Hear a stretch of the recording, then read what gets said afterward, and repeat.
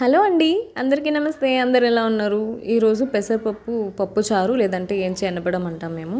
So దానికోసం ముందుగా 1 లేదా 1.5 కప్ అంత పెసరపప్పుని కొద్దిగా ఆయిల్ వేసి దాన్ని మంచిగా స్మెల్ వచ్చేంత వరకు వేయించి పక్కకు తీసుకోండి. వాటర్ వేసి కడిగి దాని తర్వాత దాంతోనే కొద్దిగా వాటర్ వేసి 4 టమాటోలు, ఒక 2 ఆనియన్స్, 5-6 ఎండుమిర్చి కానీ పచ్చిమిర్చి కానీ కొద్దిగా వెల్లుల్లిపాయలు వేసి ఒక 3 to 4 విజిల్స్ వచ్చిన తర్వాత దాన్ని దించి ఎక్సెస్ వాటర్ ఉంటే దాన్ని పక్కకు తీసుకొని ఎనుపుకోవడానికి కొద్దిగా చింతపండు, ఉప్పు, కొద్దిగా పసుపు వేసి మంచిగా ఎనుపుకోండి.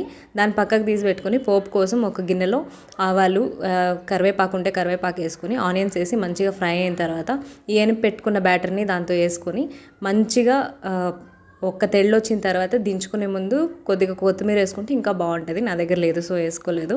దీన్ని వేడిగా రైస్లో సర్వ్ చేసుకుంటే సూపర్గా ఉంటుందండి. అప్పలం కానీ ఆమ్లెట్తో కానీ. ఎలా ఉందో ట్రై